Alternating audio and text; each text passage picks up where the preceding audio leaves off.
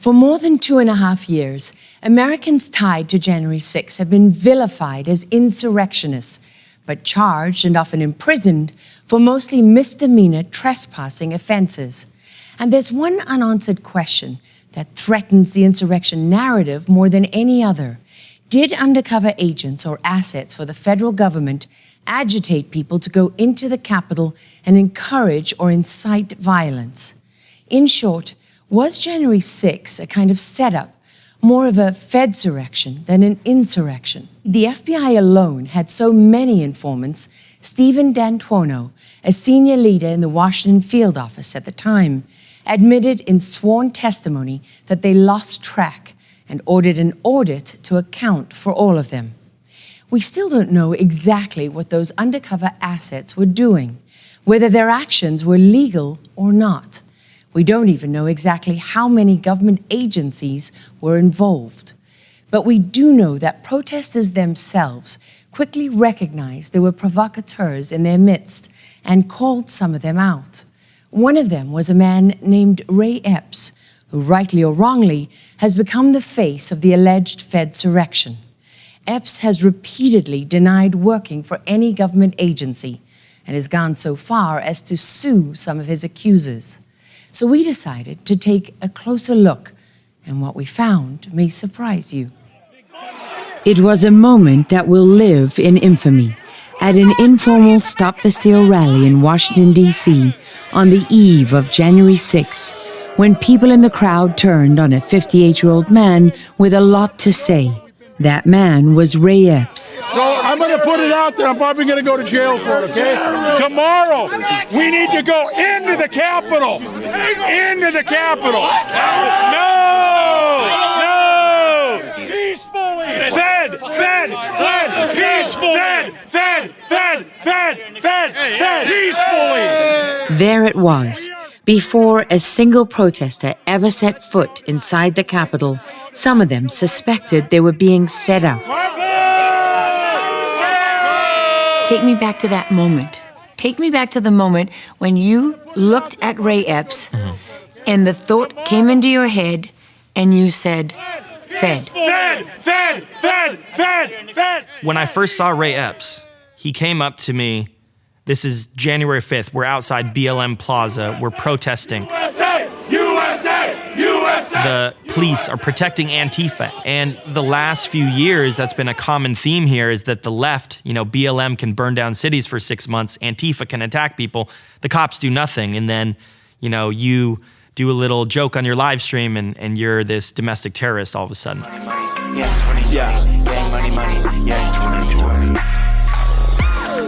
His real name is Tim Gione, but he goes by Baked Alaska, what he called his stage name.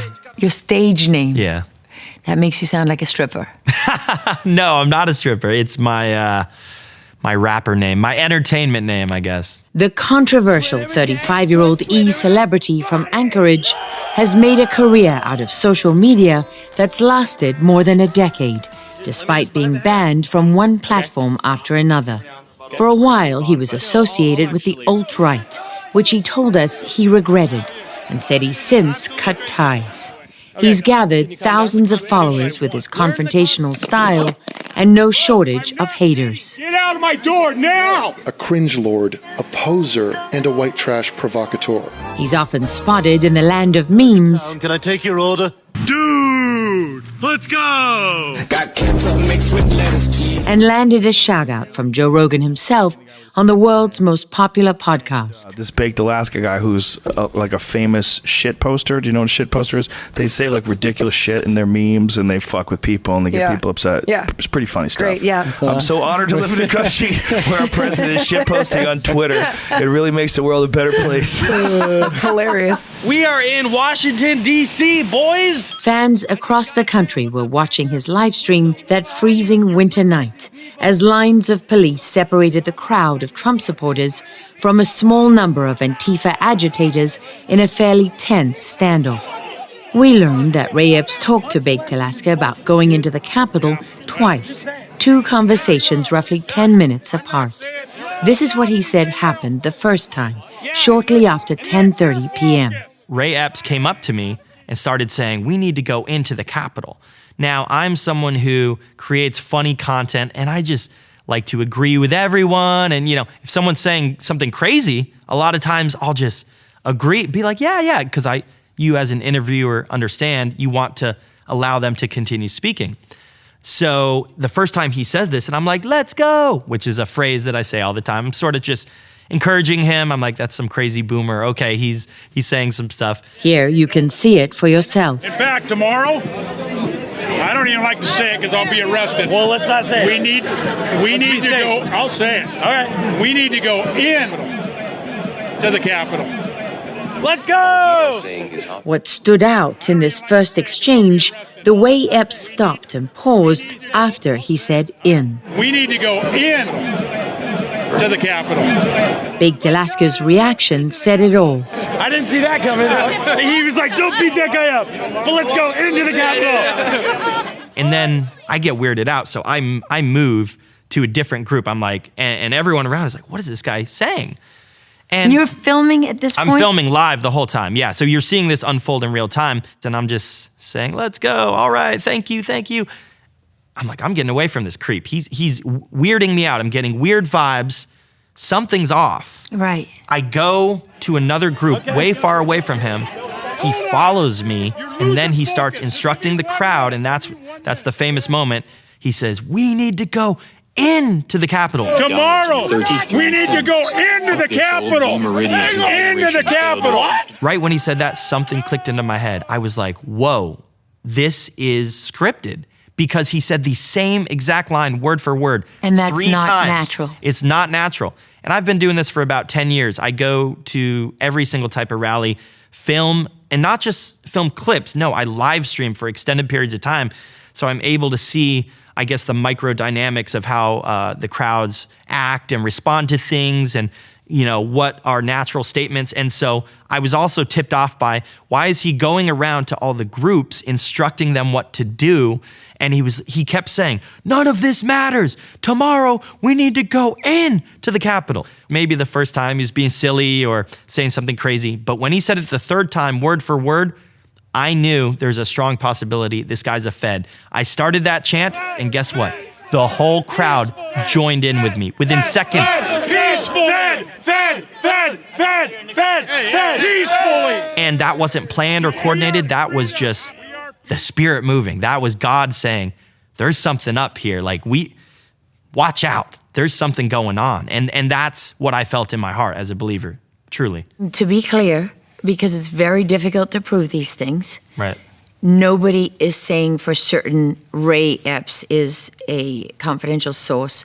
He, of course, denies it. Right. And his attorney denies it. He's taken legal action against people who say it. And he has many cheerleaders in the media. Yeah, the New York Times, the January 6th Commission, Liz Cheney. 60 Minutes. 60 Minutes. Once again, yes, that's my opinion. I believe he is a Fed based off my information, but I can't say 100%. Baked Alaska agreed opinion was not evidence, and we reminded him Ray Epps also denied working for the government when he testified under oath before the January 6th committee. Since his defamation attorney, Michael Teeter, the FBI, the Department of Justice, and Epps all declined to comment, we turned to first-hand original recordings from multiple sources and trawled through every frame we could find. Metadata from the livestream showed that from the start of his first encounter with Baked Alaska until they parted ways, a period of 1 hour, 32 minutes, and 39 seconds, Epps repeated certain phrases over and over. He told them at least 12 times what he wanted them to focus on. We are here to do something. Our whole lives. It is not to mess with Antifa. It is not to mess with Black Lives Matter. That doesn't matter. Keep your focus. Keep focus. Keep focus. Keep your focus. You're losing focus. Don't lose focus. You're losing focus. You're losing focus. Keep the focus, guys. You're not here for this garbage. And said around 6 times, this is not why we are here. That's not what we're here for. Yes, it is. It's not what we're here for. No, we don't, but that's not why we're here. That's not why we're here. Getting off the subject, man. We're here for another reason. So many times it drew this response from Baked Alaska. You may be here for that reason, but other people might be here for other reasons. I can tell the difference between a news story and propaganda because I've been a journalist for more than 35 years. Right. And in propaganda, they repeat themselves. Right. You're making a point because you want to focus people on that. When you tell a story, you don't keep repeating yourself. Your audience isn't dumb. Yeah. And I saw this guy there and I'm thinking, first of all, who are you? Why are you doing Why is this? he directing people around? Who does that? Who gave you the authority to do that? I don't go up to the crowds and say, do this, do that. We gotta. No. The immediate reaction was concern. It's not going to happen. Okay. And Epps' insistence that Antifa and BLM don't matter It's not about them. Yes, exactly. It's not about them. seemed to pour gas on the fire for people who had endured years of antagonism from Antifa's Black Bloc. Ever since Trump's victory in 2016, his supporters had been targeted by the so-called brown shirts of the left, who'd shown up at his rallies to start fights, and more recently at Stop the Steal rallies in Washington, D.C. in December, right after the 2020 election, when the violence and intimidation escalated.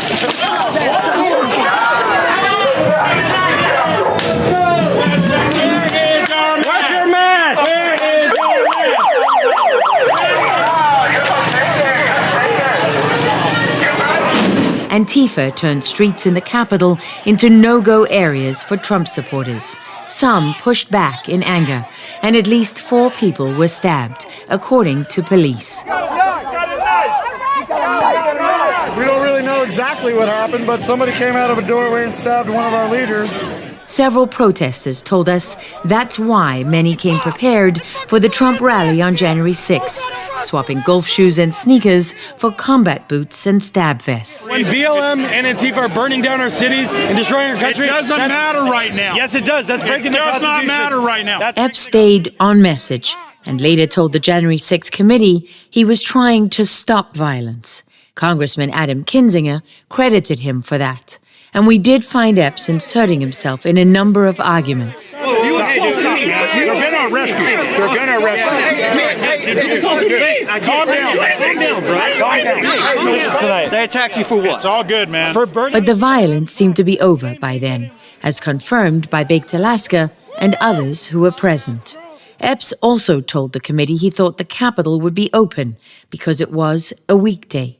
And although he said this twice, I don't even like to say it because I'll be arrested. So I'm going to put it out there. I'm probably going to go to jail for it, okay? he testified he did not believe he would be arrested and was trying to find some common ground. Epps did have a number of supporters in the crowd. My man, he's right. He's right. From what I've heard so far, We're not gonna win. But with Baked Alaska, it got a little heated. Shut up. Get out of here. Get out of here. I'm done with you. I'm done talking to you. You're a little punk that wants to incite No, violence. get out of here. No. You realize how when he gets proven wrong, he just makes shit up because, oh, you guys are trying to cause violence. And a little personal. The media calls us Nazis. You fucking retard. Are you serious? Don't argue with him. He's making money on you. That's what this is. It's all about the money. It's all about the money. Baked was still convinced Epps was working an angle. No, he's definitely a plan. 100%. You're telling us to make any sort of interaction we have. This fucking guy comes in, he's like, and has some fucking thing to say. We're the only reasonable people. Then, when things were dying down, shortly before midnight, we discovered another conversation we hadn't seen or heard before. Here, Epps took a different tone with Baked Alaska. I despise BLM. There we go. BLM. There we go. I despise Antifa. I've There we stood him go. down myself with the Army vets. I respect that. Queen Creek, Arizona. That's where I live. Are you my neighbor? I swear. I live in Queen Creek. I'm gonna choke you, man. Wait, this guy's You my neighbor. antagonizing me, man? Maybe it's because you're my neighbor. Where you at? Then he leaned in and whispered something he apparently did not want to say out loud. We're not here to fight, man. We're here to storm. I'm not kidding. We're here to storm the Capitol. Hell yeah. All right, have a good night. Be safe. Be safe, brother. That one moment changed what we knew about Ray Epps that night, when he whispered "Storm the Capitol" before it had happened, and echoed the official narrative before it was broadcast across the nation. Of supporters of President Trump stormed the U.S. Capitol building. Thousands storming the Capitol. This mob that stormed the Capitol. Stormed the Capitol. Stormed the Capitol. Stormed the Capitol. Stormed the U.S. Capitol building. Stormed the United States Capitol. We ran it through forensic software that technical investigators use for analyzing audio and video to make sure we heard correctly and it had not been altered. We're here to storm the Capitol. Hell yeah. All right, have a good night. Be safe. And searched through hours of footage, countless news stories, Epps's FBI case documents, and his deposition before the January 6th committee to see if it had been discussed. With the exception of one writer we found on Substack, it hadn't. Monument Hill. Speaking. We are going to the Capitol, where our problems are. It's that direction. Epps, who continued to direct people to the Capitol in the cold light of day on January 6th, did not go into the Capitol himself, according to the January 6th committee and the FBI. He's never explained publicly why he said storm the Capitol, what he meant by that, or what he may have known. So why hasn't it been addressed? Nobody cared about the Ray Epps story for the first year after January 6th. It was just a nothing burger to everyone for some reason. I thought it was a big story, but I was banned off Twitter. I was banned off YouTube. I was banned off all social media, so I couldn't get the story out. You know, I was not able to get it into the mainstream. The lack of curiosity would not be enough once the Ray Epps story caught fire.